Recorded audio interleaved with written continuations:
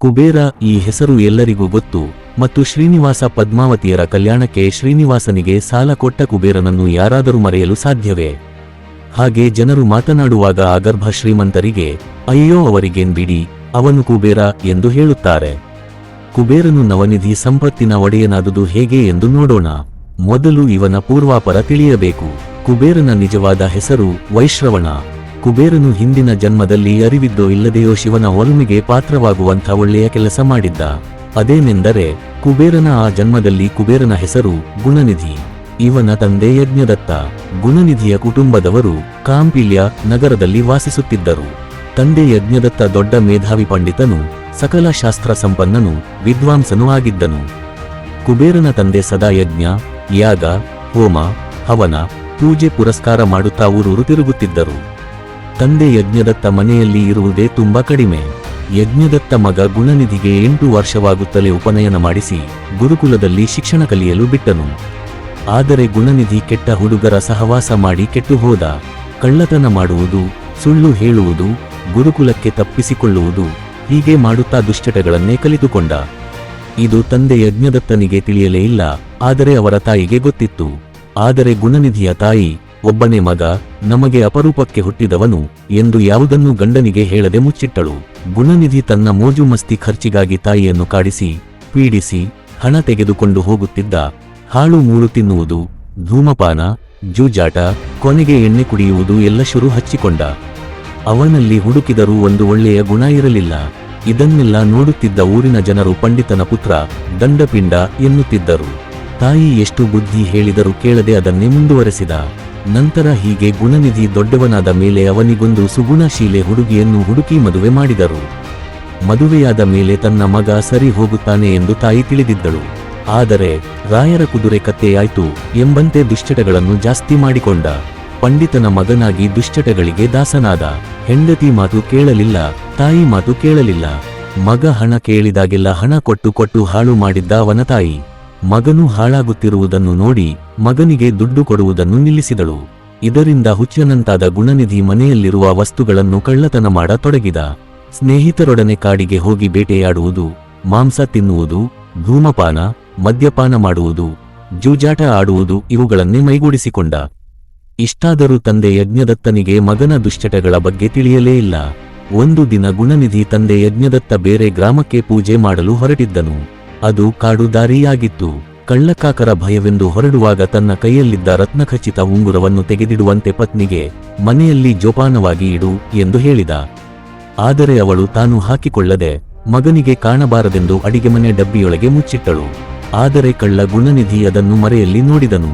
ಅವನು ತಾಯಿಗೆ ಗೊತ್ತಾಗದಂತೆ ಉಂಗುರವನ್ನು ಕದ್ದು ಜೂಜಿನಲ್ಲಿ ಕಳೆದು ಗೊತ್ತಿಲ್ಲದಂತೆ ನಾಟಕವಾಡಿದನು. ಅದೆಲ್ಲ ಕಳೆದು ಕೆಲ ದಿನಗಳಾಯಿತು. ಉಂಗುರದ ಸುಳಿವು ಗೊತ್ತಾಗಲಿಲ್ಲ. ಮತ್ತೊಮ್ಮೆ ಯಜ್ಞದತ್ತ ಬೇರೆ ಊರಿನಲ್ಲಿ ಹೋಮ ಮುಗಿಸಿ ಮನೆಗೆ ಬರುತ್ತಿರುವಾಗ ಹಾದಿಯಲ್ಲಿ ಅವನ ಎದುರಿಗೆ ಬರುತ್ತಿದ್ದ ವ್ಯಕ್ತಿಯ ಕೈಯಲ್ಲಿ ಆ ಉಂಗುರವನ್ನು ನೋಡಿದನು.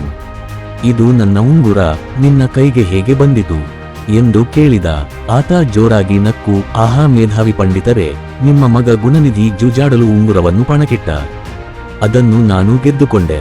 ನಿಮ್ಮ ಮಗನನ್ನು ಹೀಗೆ ಬಿಟ್ಟರೆ ಒಂದು ದಿನ ತಂದೆ ತಾಯಿಯನ್ನೇ ಮಾರಿಬಿಡುತ್ತಾನೆ ಎಂದು ವ್ಯಂಗ್ಯವಾಡಿ ಮುಂದೆ ಹೋದನು. ಈ ಮಾತು ಕೇಳಿ ಯಜ್ಞದತ್ತನಿಗೆ ಕಾದಕೋಪ ಕಿವಿಯೊಳಗೆ ಸುರಿದಂತಾಯಿತು. ಮನೆಗೆ ಬಂದು ಹೆಂಡತಿಯನ್ನು ಬೈದನು, ನಿನ್ನಿಂದಲೇ ಮಗ ಹಾಳಾಗಿದ್ದು, ನನಗೆ ಒಂದು ಮಾತು ಹೇಳಿದ್ದರೆ ಏನಾದರೂ ಮಾಡುತ್ತಿದ್ದೆ ಎಂದು ಕೂಗಾಡಿದ. ಅವನು ಮನೆಗೆ ಬರಲಿ, ಇವತ್ತು ಅವನನ್ನು ಸಾಯಿಸಿ ಬಿಡುತ್ತೇನೆ ಎಂದು ಕೂಗಾಡಿದನು. ಆದರೆ ಗುಣನಿಧಿಗೆ ತನ್ನ ಕೆಟ್ಟ ಗುಣಗಳು ತಂದೆಗೆ ತಿಳಿದು ಹೋಯಿತು. ಮನೆಗೆ ಹೋದರೆ ತಂದೆ ತನ್ನನ್ನು ಸಿಗಿದು ಬಾಗಿಲಿಗೆ ತೋರಣ ಕಟ್ಟುತ್ತಾರೆ ಎಂದು ಹೆದರಿ ಗುಣನಿಧಿ ಮನೆ ಹತ್ತಿರ ಹೋಗಲೇಬಾರದು ಎಂದು ಭಯದಿಂದ ಊರು ತೊರೆದು ದಿಕ್ಕು ದೆಸೆ ಇಲ್ಲದೆ ಕಾಡಿನಲ್ಲಿ ಅಲೆಯುತ್ತಾ ಹೊರಟನು. ಕಾಡಿನಲ್ಲಿ ಅಲೆಯುತ್ತಾ ಅವನಿಗೆ ವಿಪರೀತ ಹಸಿವಾಯಿತು. ತಿನ್ನಲು ಆಹಾರವಿಲ್ಲ, ಕುಡಿಯಲು ನೀರಿಲ್ಲ. ಅದೇ ಹೊತ್ತಿಗೆ ಯಾತ್ರೆಗೆ ಹೊರಟ ಶಿವಭಕ್ತರ ತಂಡವೊಂದು ಓಂ ನಮಃ ಶಿವಾಯ, ಓಂ ನಮಃ ಶಿವಾಯ ಜಪಮಾಲೆ ಹಿಡಿದು ಶಿವನಾಮ ಸ್ಮರಣೆ ಮಾಡುತ್ತಾ ಬರುತ್ತಿದ್ದರು. ಅವರು ಶಿವನ ನೈವೇದ್ಯಕ್ಕೆಂದು ತರತರದ ಅಡುಗೆಯನ್ನು ಮಾಡಿ ತರುತ್ತಿದ್ದರು. ಅದರ ಘಮಘಮ ಹಸಿದಿದ್ದ ಇವನ ಮೂಗನ್ನು ಸೆಳೆಯಿತು. ನಾಲಿಗೆ ಸವರಿ ಎಂಜಲು ನುಂಗಿಕೊಂಡ. ಇವನು ಆಹಾರ ತಿನ್ನುವ ಆಸೆಯಿಂದ ಅವರ ಜೊತೆ ಸೇರಿಕೊಂಡು ಓಂ ನಮಃ ಶಿವಾಯ, ಓಂ ನಮಃ ಶಿವಾಯ ಎಂದು ಶಿವನಾಮ ಸ್ಮರಣೆ ಮಾಡುತ್ತಾ ಶಿವನ ದೇವಸ್ಥಾನಕ್ಕೆ ಬಂದನು. ಶಿವಭಕ್ತರೆಲ್ಲರೂ ಉಪವಾಸದ ಸಂಕಲ್ಪದೊಂದಿಗೆ ಶಿವಪೂಜೆ ಮಾಡಿ ಶಿವನಾಮ ಸ್ಮರಣೆ ಮಾಡುತ್ತಾ ಅಲ್ಲಿಯೇ ಮಲಗಿ ನಿದ್ದೆ ಹೋದರು. ಆದರೆ ಇವನಿಗೆ ಹಸಿವು ತಡೆಯಲಾರದೆ ನಿದ್ದೆ ಬರಲಿಲ್ಲ. ಸದ್ದು ಮಾಡದೆ ಎದ್ದು ಶಿವನ ಮುಂದೆ ಇಟ್ಟಿದ್ದ ಪ್ರಸಾದವನ್ನು ಕದ್ದು ತಿನ್ನಲು ಹೋದನು. ಆದರೆ ಸುತ್ತಲೂ ಕತ್ತಲು, ಏನೂ ಕಾಣಲಿಲ್ಲ. ದೀಪ ಆಗಲೇ ತಣ್ಣಗಾಗಿತ್ತು. ಅವನು ತಾನು ಹೊದ್ದುಕೊಂಡಿದ್ದ ಶಲ್ಯವನ್ನು ಸ್ವಲ್ಪ ಹರಿದು ಭತ್ತಿ ಮಾಡಿಕೊಂಡು ಅಲ್ಲೇ ಇದ್ದ ಎಣ್ಣೆಯಲ್ಲಿ ಅದ್ದಿ ದೀಪ ಹಚ್ಚಿಕೊಂಡು ಶಿವನ ಮುಂದಿಟ್ಟಿದ್ದ ಅಡುಗೆಯನ್ನೆಲ್ಲ ತೆಗೆದುಕೊಂಡು ಓಡುವ ಭರದಲ್ಲಿ ಮಲಗಿದ್ದ ಒಬ್ಬ ಭಕ್ತನಿಗೆ ಎಡವಿದನು. ಆ ಶಿವಭಕ್ತ ಎಚ್ಚರವಾಗಿ ಕಳ್ಳ ಎಂದು ಕೂಗಿದನು. ಎಲ್ಲರೂ ಎದ್ದು ಗುಣನಿಧಿಯನ್ನು ಚೆನ್ನಾಗಿ ಹೊಡೆದರು. ಹೊಡೆತ ತಾಳಲಾರದೆ ಅವನು ಶಿವಾಲಯದಲ್ಲೇ ಸತ್ತು ಹೋದನು. ಅಂದು ಹಸಿವೆ ತಾಳಲಾರದೆ ಆಹಾರಕ್ಕಾಗಿ ಕತ್ತಲೆ ತುಂಬಿದ ದೇವಸ್ಥಾನದಲ್ಲಿ ಶಿವನ ಮುಂದೆ ದೀಪ ಹಚ್ಚಿಟ್ಟ ಕಾರಣ ಶಿವನ ಕರುಣೆಗೆ ಪಾತ್ರನಾಗಿ ಸತ್ತು ಬಿದ್ದ ಅವನನ್ನು ಕರೆದುಕೊಂಡು ಹೋಗಲು ವಿಷ್ಣುದೂತರು ಶಿವದೂತರು ಬಂದರು. ಅವನು ಶಿವನ ಪ್ರಸಾದ ತಿನ್ನುವ ಸಲುವಾಗಿ ದೀಪ ಹಚ್ಚಿದ್ದ ಕಾರಣ ವಿಷ್ಣುದೂತರು ಕರೆದೊಯ್ದರು. ಆ ಪುಣ್ಯದ ಫಲವಾಗಿ ಮರುಜನ್ಮದಲ್ಲಿ ಕಳಿಂಗರಾಜನಿಗೆ ಮಗನಾಗಿ ಜನಿಸಿದ. ಪೂರ್ವಜನ್ಮದಲ್ಲಿ ಶಿವನ ಆಲಯದಲ್ಲಿಯೇ ಪ್ರಾಣ ಬಿಟ್ಟ ಕಾರಣ ಆ ಧ್ಯಾನ, ಶಿವಪೂಜೆ, ಶಿವಭಕ್ತರು ಅವನ ಸ್ಮೃತಿಯಲ್ಲಿತ್ತು. ಸಹಜವಾಗಿ ಈ ಜನ್ಮದಲ್ಲಿ ಶಿವಭಕ್ತನಾದನು. ಜನ್ಮಪೂರ್ತಿಯು ಶಿವಪೂಜೆ, ಶಿವಧ್ಯಾನ, ಶಿವನಾಮ ಮಾಡುತ್ತಾ ಕಾಲ ಕಳೆದು ವಯಸ್ಸಾದ ಮೇಲೆ ಮರಣ ಹೊಂದಿದನು. ಪುನಃ ಮತ್ತೊಂದು ಜನ್ಮದಲ್ಲಿ ಬ್ರಹ್ಮದೇವನ ಮಗ, ಎರಡನೇ ಬ್ರಹ್ಮ ಎಂದು ಕರೆಸಿಕೊಳ್ಳುವ ಪುಲಸ್ತ್ಯರ ಮಗ ವಿಶ್ರವಸುವಿಗೆ ಮಗನಾಗಿ ಹುಟ್ಟಿ ಬ್ರಹ್ಮದೇವನಿಗೆ ಮೊಮ್ಮಗನಾಗಿ ವೈಶ್ರವಣ ಎಂದು ಕರೆಸಿಕೊಂಡ. ಅಪಾರವಾದ ಶಿವಭಕ್ತನಾಗಿದ್ದು ನದಿತೀರಗಳಲ್ಲಿ ಶಿವನಾಮ ಸ್ಮರಣೆ ಮಾಡುತ್ತಾ ಎಷ್ಟೋ ವರ್ಷಗಳ ಕಾಲ ಶಿವನ ಕುರಿತು ತಪಸ್ಸು ಮಾಡಿ ಆಯಸ್ಸು ಮುಗಿಯುವ ಹಂತಕ್ಕೆ ಬಂದಿತು. ಶಿವಪಾರ್ವತಿ ಸಹಿತ ಪ್ರತ್ಯಕ್ಷನಾಗಿ ಅವನಿಗೆ ದರ್ಶನ ಕೊಟ್ಟನು. ಆದರೆ ಶಿವಪಾರ್ವತಿಯರ ತೇಜಸ್ಸನ್ನು ನೇರವಾಗಿ ನೋಡಲಾಗಲಿಲ್ಲ. ಶಿವನನ್ನು ಕಣ್ತುಂಬ ನೋಡಲು ದೃಷ್ಟಿಯನ್ನು ಕೊಡುವಂತೆ ಪ್ರಾರ್ಥಿಸಿದನು. ಪರಮೇಶ್ವರನು ಅವನ ಭಕ್ತಿಗೆ ಮೆಚ್ಚಿ ದೃಷ್ಟಿಯನ್ನು ಕೊಟ್ಟನು. ಆದರೆ ಅವನಿಗೆ ಪಾರ್ವತಿ ಸೌಂದರ್ಯದ ಮೇಲೆ ಕಣ್ಣು ಹೋಯಿತು. ಶಿವನೆದುರಿಗೆ ಪಾರ್ವತಿಯನ್ನು ಹೊಗಳಲಾರಂಭಿಸಿದ. ಪಾರ್ವತಿಗೆ ಕೋಪ ಬಂದಿತು. ಪಾರ್ವತಿಯನ್ನು ದೃಷ್ಟಿಸಿ ನೋಡುತ್ತಿದ್ದ ಕುಬೇರನ ಬಲಗಣ್ಣು ಬಲೂನು ಒಡೆದಂತೆ ಒಡೆದು ಹೋಯಿತು. ಕುಬೇರನಿಗೆ ತಪ್ಪಿನ ಅರಿವಾಯಿತು. ಪರಮೇಶ್ವರನನ್ನು ಪ್ರಾರ್ಥಿಸಿ ದೃಷ್ಟಿ ಕೊಡುವಂತೆ ಬೇಡಿದನು.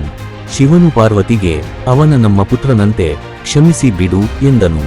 ಆಗ ಪಾರ್ವತಿ ಪರಮೇಶ್ವರನ ಮಾತು ಕೇಳಿ ಕುಬೇರನಿಗೆ ದೃಷ್ಟಿ ಬರುವಂತೆ ಮಾಡಿ ಬಲಗಣ್ಣು ಚಿಕ್ಕದಾಗಿ ಕಾಣುವಂತೆ ಅನುಗ್ರಹಿಸಿದಳು. ಪರಮೇಶ್ವರನು ಸಂಪತ್ತಿನ ಅಧಿಪತಿಯಾಗುವಂತೆ ಕುಬೇರನಿಗೆ ವರ ಕೊಟ್ಟನು. ನಂತರ ವೈಶ್ರವಣ ಕುಬೇರ ಎಂದು ಪ್ರಸಿದ್ಧಿಯಾದನು. ಕುಬೇರನ ಬಳಿಯ ಸಂಪತ್ತಿನ ನವನಿಧಿಗಳು, ವಜ್ರಗಳು ಅವನ ಸುತ್ತಲೂ ಸುತ್ತುವರೆದಿದ್ದವು. ಸೃಷ್ಟಿಯಲ್ಲಿ ಅವನು ಕೂಡ ದೊಡ್ಡ ಶ್ರೀಮಂತನಾದನು. ನಂತರ ತಿರುಪತಿ ವೆಂಕಟೇಶ್ವರ ಆಕಾಶರಾಜನ ಮಗಳು ಪದ್ಮಾವತಿಯೊಂದಿಗೆ ಭರ್ಜರಿಯಾಗಿ ವಿವಾಹವಾಗಲು ಸಂಪತ್ತಿನ ಅಧಿಪತಿಯಾದ ಕುಬೇರನ ಬಳಿ ಬಂದು ಶ್ರೀನಿವಾಸ ಸಾಲ ಕೇಳಿದನು. ಆದರೆ ಕುಬೇರನು ಒಂದು ಷರತ್ತನ್ನು ನೀಡಿ ಸಾಲ ನೀಡಿದನು. ಆ ಷರತ್ತು ಏನೆಂದರೆ, ಕಲಿಯುಗ ಮುಗಿಯುವವರೆಗೂ ಆ ಸಾಲ ತೀರಿಸುವುದಿಲ್ಲ. ನೀನು ನನ್ನ ಸಾಲವನ್ನು ಕಲಿಯುಗ ಮುಗಿಯುವವರೆಗೂ ತೀರಿಸಬೇಕು ಎಂದು ಹೇಳಿ ಸಾಲ ನೀಡಿದನು. ಅದರಂತೆ ಇಂದಿಗೂ ತಿರುಪತಿಯಲ್ಲಿ ನೆಲೆ ನಿಂತ ಶ್ರೀನಿವಾಸ ಭಕ್ತರು ಹಾಕುವ ಕಾಣಿಕೆ, ಹರಕೆ, ಚಿನ್ನ, ಹಣ ಎಲ್ಲವನ್ನು ಬಾಚಿ ಬಾಚಿ ಕುಬೇರನ ಸಾಲಕ್ಕೆ ಕೊಡುತ್ತಿದ್ದಾನೆ ಎಂಬುದು ಭಕ್ತರ ನಂಬಿಕೆ. ಸಿರಿ ಸಂಪತ್ತಿನ ಅಧಿಪತಿಯಾದ ಕುಬೇರನು ಉತ್ತರ ದಿಕ್ಪಾಲಕ, ಲೋಕಪಾಲಕನು. ಆದ್ದರಿಂದ ಕುಬೇರನನ್ನು ಲಕ್ಷ್ಮಿ ಸಹಿತ ಪೂಜೆ ಮಾಡಿದರೆ ಕುಬೇರ ಬೇಗ ಒಲಿಯುತ್ತಾನೆ. ಸಂಪತ್ತು, ಆರೋಗ್ಯ, ಸಂತಾನ ಲಭಿಸಿ ಅಭಿವೃದ್ಧಿಯಾಗುತ್ತದೆ ಎಂಬ ನಂಬಿಕೆಯಾಗಿದೆ. ಒಟ್ಟಾರೆ ಧನಾಧಿಪತಿ ಕುಬೇರನ ಪೂಜೆ ಮಾಡಿ ಅವನ ಕೃಪೆ ಪಾತ್ರರಾದರೆ ಸರ್ವಸುಖ ಸಂತೋಷಗಳಿಗೆ ಅವನೇ ಕಾರಣನಾಗುತ್ತಾನೆ. ಕುಬೇರಲಕ್ಷ್ಮಿ ಪೂಜೆಯನ್ನು ವಿಶೇಷ ದಿನಗಳಲ್ಲಿ ಅಥವಾ 5 ಇಲ್ಲ 8 ವಾರ ಇಷ್ಟೆಂದು ಸಂಕಲ್ಪ ಮಾಡಿಕೊಂಡು ಅಥವಾ ದೇವರ ಪೂಜೆ ಮಾಡುವಾಗ ನಿತ್ಯವೂ ಮಾಡಬಹುದು. ಸಾಧ್ಯವಾದರೆ ಕುಬೇರನ ಯಂತ್ರವನ್ನು ಇಟ್ಟುಕೊಂಡು ಅಥವಾ ಕುಬೇರನ 9 ಮನೆಯನ್ನು ಚೌಕಾಬಾರ ಆಟದ ಮನೆಯಂತೆ ರಂಗೋಲಿ ಬರೆದುಕೊಂಡು ಅದರಲ್ಲಿ ಸಂಖ್ಯೆಗಳನ್ನು ಬರೆದು ಅರಿಶಿನ, ಕುಂಕುಮ, ಮುಳ್ಳು ಸಹಿತ ಪೂಜೆ ಮಾಡಿ ಸ್ತೋತ್ರಗಳನ್ನು ಹೇಳುತ್ತಾ 1 ರೂಪಾಯಿ ಕಾಯಿನ್ನನ್ನು 9 ಮನೆಗೂ ಒಂದೊಂದರಂತೆ ಹಾಕಿ ಪೂಜೆ ಮಾಡುತ್ತಾ ಬಂದರೆ ನಂಬಿಕೆಯಿಂದ ಪೂಜೆ ಮಾಡಬೇಕು. ಧನಸಂಪತ್ತಿನೊಂದಿಗೆ ಸ್ವಂತ ಮನೆ ಖಂಡಿತ ಸಿಗುತ್ತದೆ. ಇದು ನನ್ನ ವಿಶ್ವಾಸ. ದಯವಿಟ್ಟು ನಮ್ಮ ಚಾನಲನ್ನು ಸಬ್ಸ್ಕ್ರೈಬ್ ಮಾಡಿ. ಹಾಗೆ ನಾನು ಹೇಳುವ ಕುಬೇರ ಮಂತ್ರ ಪ್ರತಿದಿನ ಪೂಜೆ ಮಾಡುವಾಗ 11 ಬಾರಿ ಹೇಳಿ. ಓಂ ಯಕ್ಷಾಯ ಕುಬೇರಾಯ ವೈಶ್ರವಣಾಯ ಧನಧಾನ್ಯಧಿಪತಯೇ ಧನಧಾನ್ಯ ಸಮೃದ್ಧಿಂ ಮೇ ದೇಹಿ ದಾಪಾಯ ಸ್ವಾಹ. ಕುಬೇರ ಗಾಯತ್ರಿ ಮಂತ್ರ. ಓಂ ಯಕ್ಷರಾಜಾಯ ವಿದ್ಮಹೆ ಅಲಕಾದಿಶಾಯ ಧೀಮಹೆ ತನ್ನು ಕುಬೇರ ಪ್ರಚೋದಯಾತ್. ದಯವಿಟ್ಟು ಸಪೋರ್ಟ್ ಮಾಡಿ, ಲೈಕ್ ಮಾಡಿ, ಸಬ್ಸ್ಕ್ರೈಬ್ ಮಾಡಿ, ಬೆಲ್ ಬಟನ್ ಒತ್ತಿ. ಹಾಗೆ ಏನಾದರೂ ಡೌಟ್ ಇದ್ರೆ ಕಾಮೆಂಟ್ ಮಾಡಿ. ಧನ್ಯವಾದಗಳು. ಶುಭವಾಗಲಿ.